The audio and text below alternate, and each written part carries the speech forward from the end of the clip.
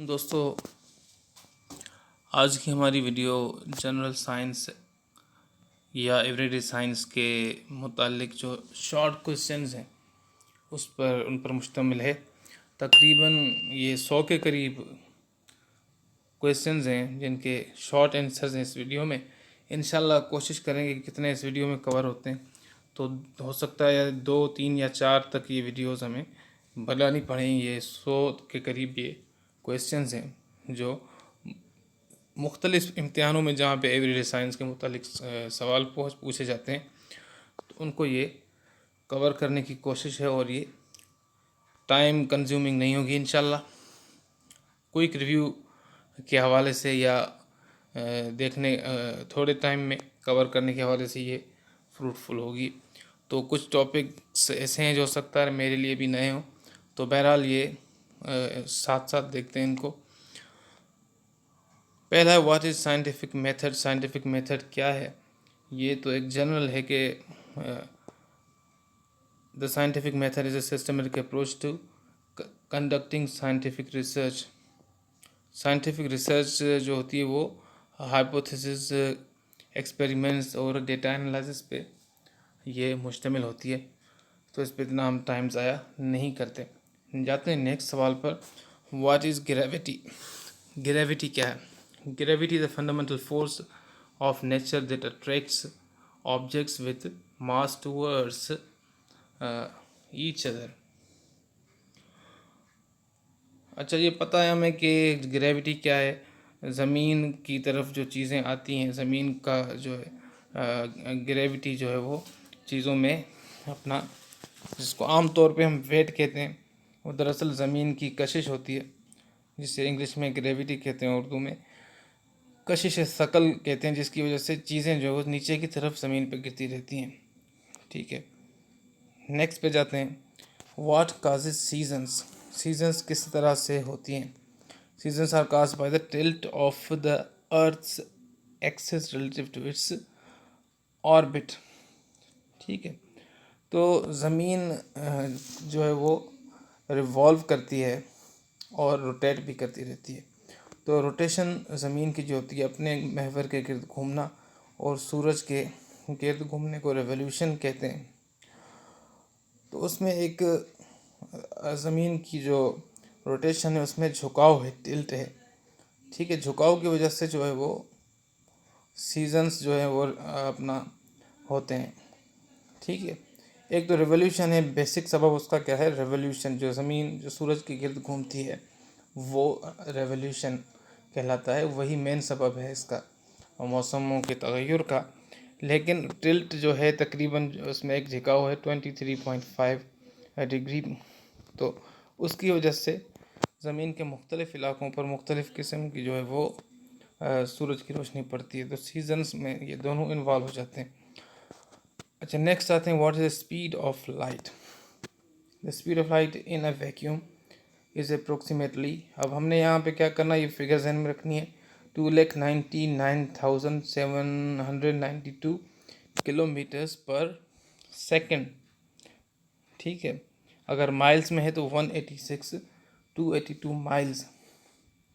तो ये हो गई अपना स्पीड ऑफ लाइट। ठीक है, नेक्स्ट आते हैं व्हाट इज़ फोटोसिंथेसिस। फोटोसिंथेसिस क्या है? हमें पता है कि जो ग्रीन प्लांट्स हैं मोस्टली, उसके बाद अल्जाए और कुछ बैक्टीरिया जो है वो सूरज की रोशनी, सनलाइट की प्रेजेंस में कार्बन डाइऑक्साइड और पानी के साथ मिलकर ग्लूकोज बनाते हैं, और ऑक्सीजन जो है वो उसमें पैदा होती है जो हम यूज़ करते हैं। ठीक है, तो ये एक साइकिल है। बहरहाल फोटोसिंथेसिस यानी कि प्लांट्स का अपना ग़िज़ा बनाने का जो है वो अमल। नेक्स्ट देखते हैं क्या है, व्हाट इज़ डीएनए। डीएनए क्या है? तो ये शॉर्ट फॉर्म जो है DNA, D oxy ribonucleic acid, ये हमने जहन में रखना है, ये आता रहता है। is a molecule that contains the genetic instruction for the development, functioning, reproduction of all known living organisms. It consists of two long strands that form a double helix structure. ठीक है, तो ये क्या है, एक मॉलिक्यूल है DNA, जिसमें instructions होती हैं कि किस तरह से हर बंदे का डीएनए अलग होता है, हमें पता ही है। बहरहाल इस क्वेश्चन में जो है हमें डीएनए ध्यान में रखना है, D oxy ribo nucleic acids. ठीक है, तो उनका स्ट्रक्चर क्या बताया गया है, डबल हेलिक्स स्ट्रक्चर। ठीक है, स्ट्रक्चर क्या ये बना कैसे होता है, हमें तस्वीरों में देख रखा है। जो डीएनए का जो स्ट्रक्चर है उसको कहते हैं double helix structure. What causes earthquakes, next question है, अर्थक्वेक्स कैसे पैदा होते हैं। Are caused by the sudden release of energy in earth crust, ज़मीन का जो क्रस्ट है, आखिरी उसका जो लेयर है, उसमें एनर्जी रिलीज होने की वजह से। Most earthquakes occur along fault lines which are areas where tectonic plates meet and interact, tectonic plates के मिलने की वजह से भी ये पैदा होता है। नेक्स्ट देखते हैं, what is green house effect, ये क्या है। अक्सर हम ये इसको पढ़ते रहते हैं ग्लोबल वार्मिंग में भी। The green house effect refers to the process by which certain gases in the earth's atmosphere trap heat and prevent it from escaping into the space।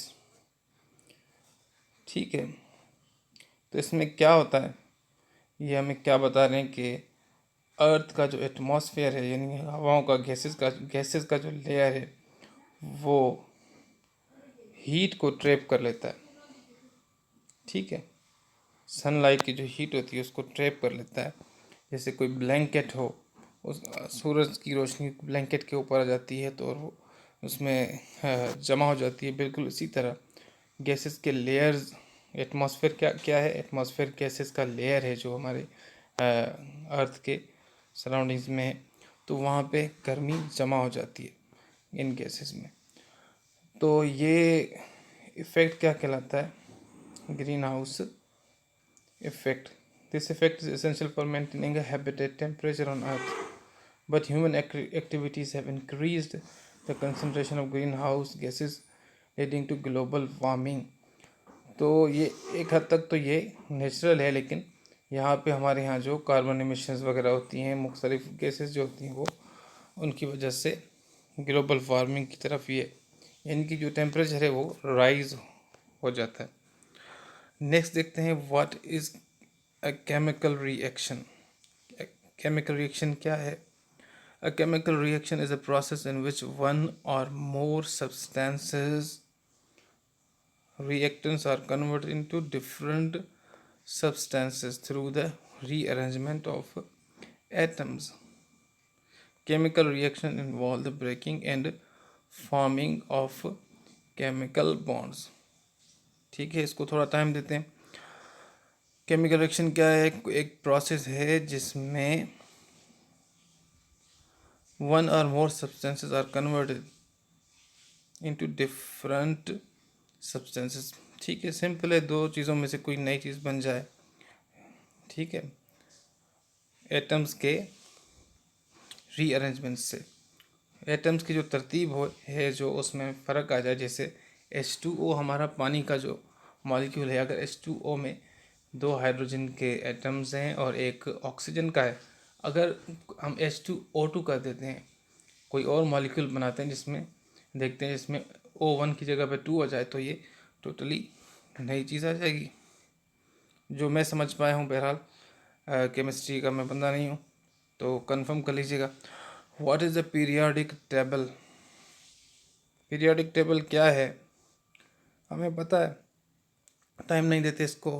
Periodic tables में जो है वो एटम्स जो अपने elements जो है वो उनकी तरतीब दी गई, उनके नाम लिखे गए हैं, मुख्तलिफ जो उनके एटॉमिक नंबर और मास नंबर्स की तरतीब के लिहाज से। What is a gene, gene क्या है।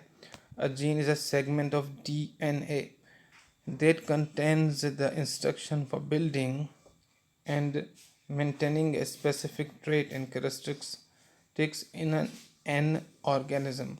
Genes determine various aspects of an organisms and physical and biological biochemical features.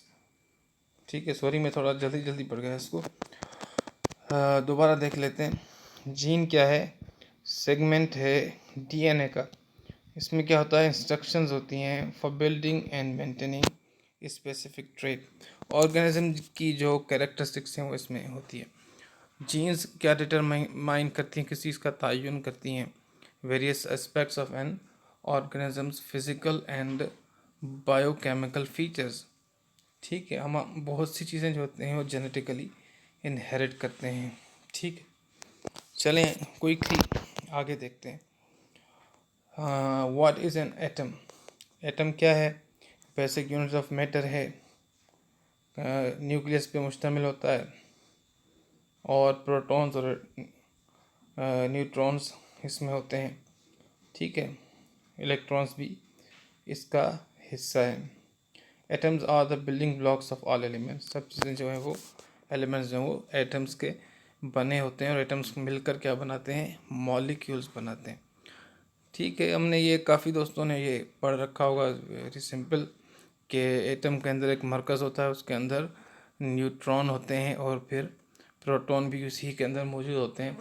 फिर एक मॉडल जो हमने देखा है केमिस्ट्री में अक्सर कि शेल्स होते हैं, शेल्स के अंदर इलेक्ट्रॉन्स जो हैं वो होते हैं और मूव करते रहते हैं।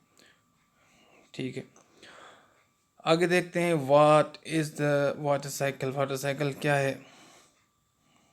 ठीक है, ये भी बिल्कुल सिंपल एक फिनोमेना है। Water cycle also known as the hydrological cycle. Hydrological cycle भी इसे कहते हैं।